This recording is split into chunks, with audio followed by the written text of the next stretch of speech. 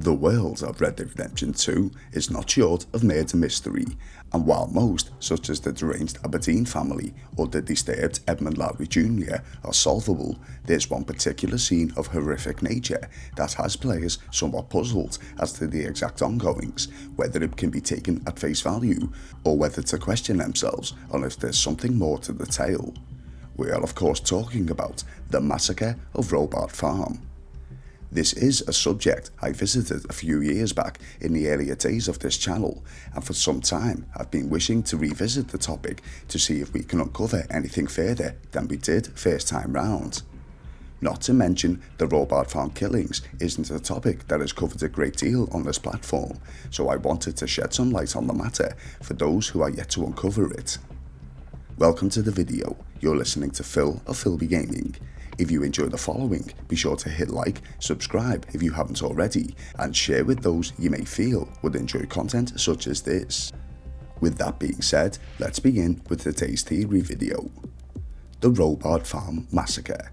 What is the truth? But firstly, where would one find Robard Farm? Robard Farm is a small homestead located a little north of Rhodes in an area known as Southfield Flats in the state of Lemoyne. From a distance, all looks pretty peaceful upon this isolated location, but as we draw nearer, we soon come to the understanding that something is awry. Upon the porch trails mounds of blood leading from the home itself to the rear of the property. And as we enter the dimly lit premises, the cause of the bloodshed soon presents itself. A scene that would no doubt shock most. Inside the one-story building lay the remains of two individuals, one male, one female. Battered, bruised, bloodied, sliced, diced, and beaten to a point where their bones have broken through their skin, this sight is truly a massacre. The room is trashed as pots, pans and plates scatter across the floor, continued areas of blood pool and splatter upon the floor and walls, as well as heavy-set bloody boot prints. Everything is pointing to signs of a struggle. But before we examine the scene more in depth, let's revert back to the blood trail that began in this very room, leading to the rear of the property. Heading back outside as we follow the trail closely, we're led to a third victim of this massacre. A female who remains pressed up against the cart, surrounded by a machete and a revolver, with a bullet wound straight through the forehead. What really happened at the home of Robard Farm, and is there more than meets the eye to this tale? Returning to the homestead, let's examine the scene a little further, beginning with the male. Aside from the broken bones and slices to his entire body, the man is also missing one of his boots. Judging by his nightwear attire, it would be apparent that he had plans to retire for the night when he was caught off guard. His cause of death, the workings of a sharpened implement, and the female, her death a little more quick. Although she had suffered similar injuries to that of the male, her cause of death appears to be the work of a gunshot wound to the forehead, not dissimilar to the female outside. She is also dressed in nightwear. We also have the many bottles of alcohol and food that surround the place, strewn in an unorganised fashion. This would indicate that the duo, whom we may presume may be in some form of relationship, as shown that there is only one bed, were enjoying a tipple or two before retiring for the night. It's also worth noting that neither are wearing any wedding rings. In 1899, this would be considered highly inappropriate for a man and a woman to share a bed out of wedlock, often being seen as scandalous or as a sign of illicit relations. But what of the third victim?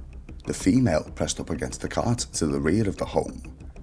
Upon inspection of her remains, the player will uncover a letter that sheds light on this entire thing. Addressed from Claude to Annette, it reads as follows. Annette, I did not want to write this letter. I thought I had been clear at the stable, and clear again when you waited for me outside the general. Harriet was still inside. She still could have seen you. It's a miracle she did not. Now, I know I made promises to you, and I know the time we had was good, but Harriet is my wife, and if she's willing to give me another chance, I need to give her and myself that opportunity.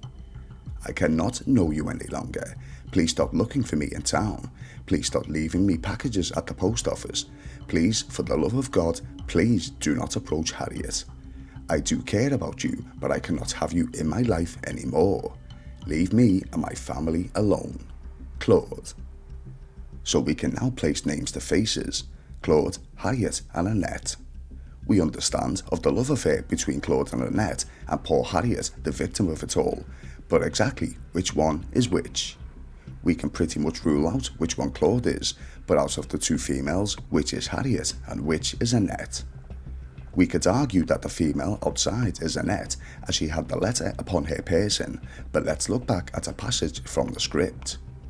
Please, for the love of God, please do not approach Harriet. Is there a chance that Annette handed this letter to Harriet without Claude being made aware? Did she expose her secret love affair with the husband before spending the night with him? Did she want Harriet to catch them in the act, thinking it would solidify the end to their marriage, but unfortunately turned to tragedy instead? Possibly, and this would certainly explain why the two in the home aren't donning wedding rings. We're also unable to see Harriet's wedding ring neither, as it's placed in the dirt. Rockstar are known for adding subtle clues like this as to keep the player guessing. But in turn, it could be Annette lying upon the cart. She may have intruded the home in a fit of rage, believing that if she couldn't have Claude, then no one could.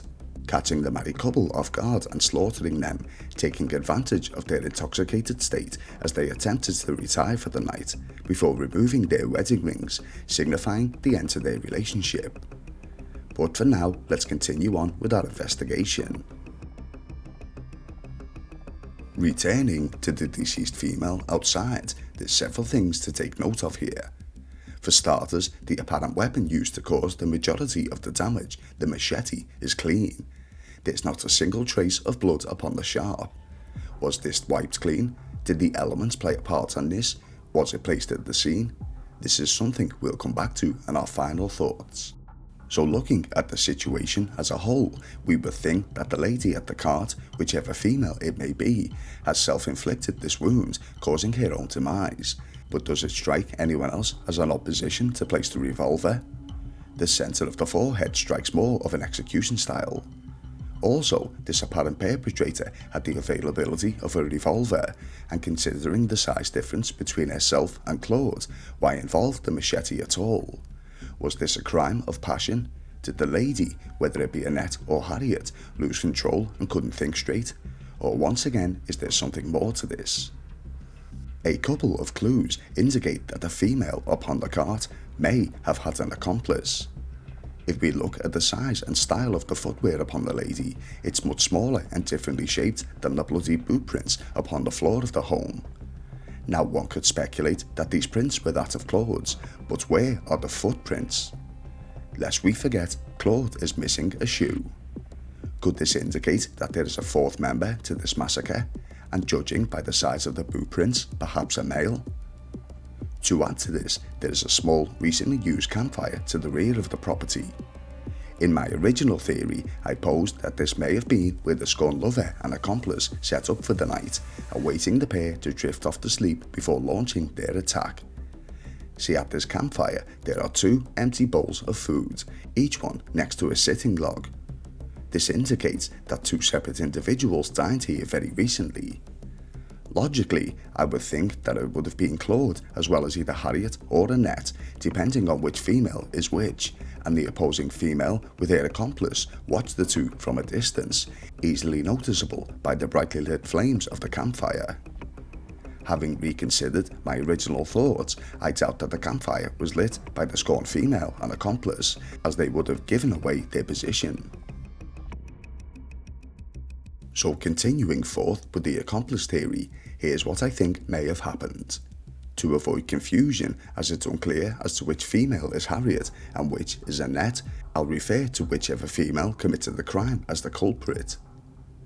I put forward that the accomplice, working alongside the culprit, entered the home whilst Claude was outside, possibly using the facilities. The accomplice may have attacked the female, holding her down as the culprit shot off a round right through her forehead, hence the positioning of the body. Upon being startled by the echoing sound of gunfire, Claude may have rushed back to the home, losing his boot in the midst of the chaos. Upon his discovery of the intruders in his home, a scuffle broke out between the two males, with the intruder becoming the victor.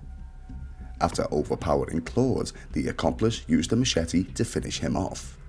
This would explain the property destruction, as well as the pockets of pooled blood. Both Claude and the female, being intoxicated, were caught off guard, giving the accomplice and the culprit the advantage. But what of the female upon the cart? How did she end up in this position?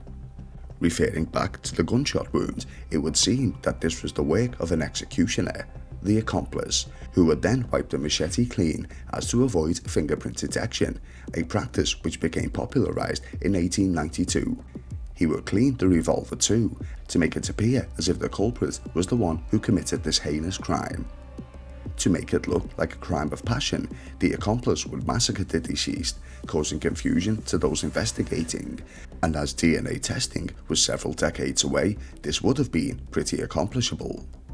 But what exactly was the relationship between the culprit and the accomplice? Was this somebody the culprit had hired from a local tavern, not realizing the severity of what they were walking into? The culprit was full of rage and may have convinced the accomplice that this was a simple home robbery, but before they knew it, they were caught in the middle of a double homicide. Upon the act, the accomplice may have covered their tracks to protect themselves. During the scuffle inside of the home, the accomplice appears to have shot the culprit before dragging her remains outside. It's likely that this occurred in the home, as given all of the bloodshed around the room, the splatter could have easily been mistaken for that of the other two victims. We also have the fact that upon the culprit's final resting place, there is no blood splatter. This indicates that this wasn't the place of execution. Was this the work of an accomplice tricked into a situation they were forced to act drastically in? Or was this simply a case of a woman scorned, fueled solely by rage? Let me know your thoughts in the comment section. If you enjoyed what you saw today, you all know what to do, and if you're new to the channel and haven't subscribed already, please consider doing so, as well as sharing with friends and family, or others you may feel would enjoy content such as this. Thank you all for watching. You've been listening to Phil of Philby Gaming, and I'll see you in the next video.